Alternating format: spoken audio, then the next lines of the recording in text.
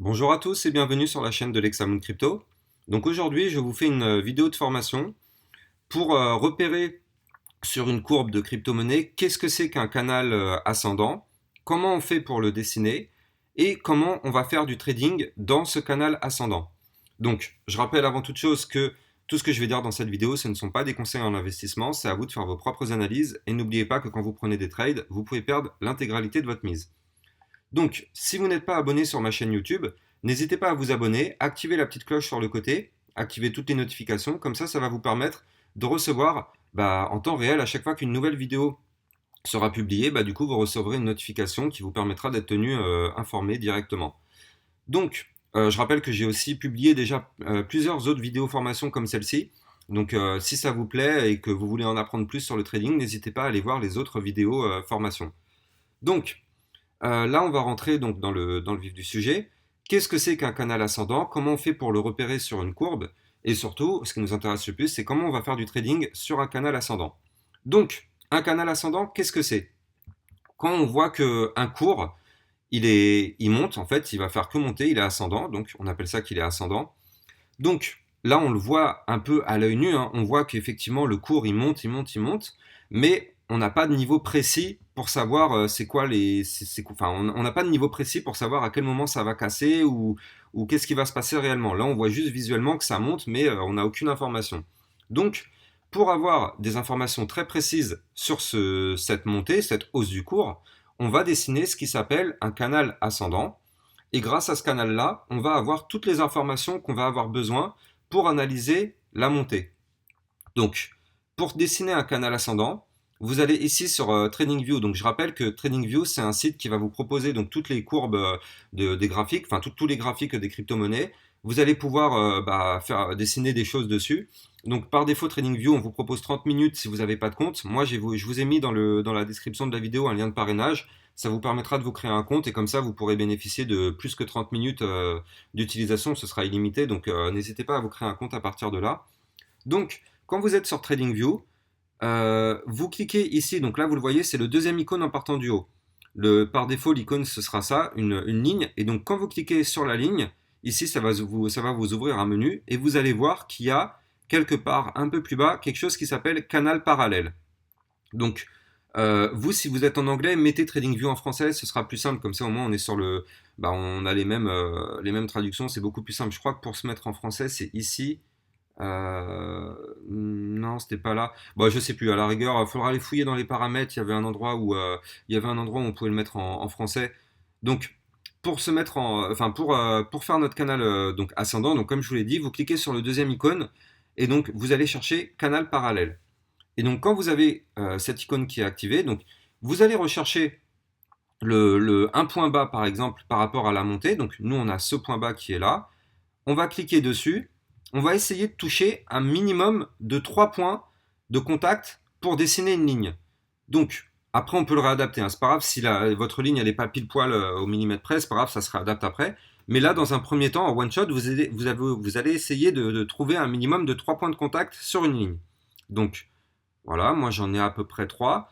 Donc, une fois que vous avez vos 3 points de contact, vous cliquez une première fois. Maintenant, vous montez, ça va vous dessiner le canal et vous faites la même chose en haut. Vous dessinez la ligne avec un minimum de 3 points de contact sur la ligne. Donc, moi ici, voilà, on sera pas mal. Donc, après, voilà, si votre canal n'est pas ultra précis, regardez, vous passez la souris sur le canal, il y a des icônes qui vont apparaître, vous pouvez le redessiner un petit peu. Donc moi, c'est ce que je vais faire pour qu'il soit un tout petit peu plus précis. Voilà, là, je suis encore plus précis. Donc là, pour le haut, on est bon. On a un minimum de 3 points de contact. On en a un, on en a un, on en a un, on en a un, on en a un. Vous le voyez, hein, on en a un, on en a un, on en a un, on en a un, on en a un. Donc du coup, là, ce canal est vraiment valide. Et par le bas, on a un point de contact, un point de contact. Ici, un autre point de contact, un point de contact, un autre point de contact. Donc par le bas, on est valide aussi. Donc, une fois que vous avez dessiné ce canal ascendant, donc déjà c'est bien, ça vous donne visuellement des informations plus précises, ça vous donne déjà un peu, ça vous dit à quel moment ça peut break, à quel moment ça peut break par le haut ou par le bas. Je rappelle qu'un canal ascendant, quand on le break par le haut, c'est un signal d'achat. quand on break un canal ascendant par le bas, c'est un signal de vente. Je rappelle aussi que statistiquement, un canal ascendant, ça a plus de chances d'être cassé par le bas que par le haut. C'est du 70-30.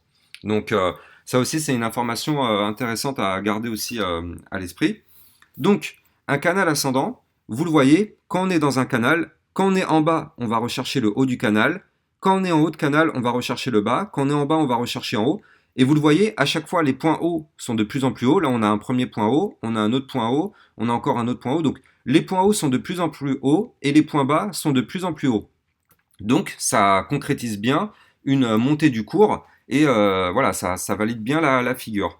Donc, maintenant, qu'est-ce qu'il faut retenir? Il faut retenir surtout que dans un canal ascendant, il faut faire attention parce que comme je vous l'ai dit, le canal il a quand même plus de chances d'être cassé par le bas. Donc là on voit qu'on a eu une tentative, alors attendez je vais zoomer, on voit qu'on a eu une tentative de cassure du canal par le bas, mais par la suite on l'a réintégré automatiquement, enfin directement. Donc du coup tant mieux, parce qu'il faut savoir que, attendez, je vais vous le dessiner ensemble. Par exemple le cours il peut très bien faire ça, ça, ça. Ici il peut très bien tenter une cassure, mais retourner dedans. On appelle ça une fausse cassure. Là, vous le voyez, on a fait une fausse cassure parce qu'on a cassé effectivement par le bas, mais on a réintégré directement après. Donc c'est une fausse cassure. Il faut se méfier de ce genre de figure-là. Il faut savoir aussi que quand on casse un canal, par exemple, donc on peut avoir une cassure, on peut avoir une clôture validée en dessous le canal, donc la cassure est validée, mais il peut y avoir aussi derrière, la plupart du temps d'ailleurs c'est le cas, un pullback. Un pullback, c'est-à-dire qu'on va de nouveau venir tester la ligne du bas du canal ascendant, et soit on retourne dedans, donc dans ce cas-là, très bien, le pullback il aura foiré, ça veut dire qu'on retourne haussier, on retourne dans le canal, pour aller rechercher un minimum le milieu, voire le haut du canal. Malheureusement, soit on rebondit donc sur la ligne du bas du canal, et dans ce cas-là, le pullback est validé, et là, on crache beaucoup plus bas. Donc, ça, c'est vraiment des cas de figure qui vont vraiment se produire dans la grande majorité des cas. Il y aura quasiment tout le temps un pullback. Donc, attendez, je vais vous enlever le tracé. Alors, mince, j'en ai mis de partout. Voilà. Donc, il faut se méfier des pullbacks quand il y a des cassures. Alors, ça, c'est par le bas, mais par le haut, c'est exactement la même chose. Là, vous le voyez, on a eu une cassure du canal, on a clôturé au-dessus, donc la cassure, elle est censée être validée. Mais après, derrière, d'ailleurs, c'est pour ça qu'on a eu une belle montée du cours. Hein. Là, vous le voyez, il y a une mèche qui a été très haut.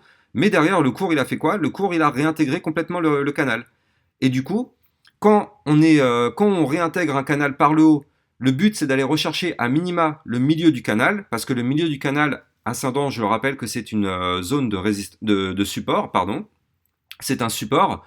Donc là, on voit que le cours, il a réintégré. Il a été sur le niveau du support. Il a rebondi pour aller rechercher donc le haut du canal. Par contre, on voit que ici, le milieu du canal a été cassé et le cours a été recherché le bas du canal. Là, vous le voyez, on a été recherché tout pile le bas du canal et quand on est en bas de canal, on rebondit pour aller rechercher le haut.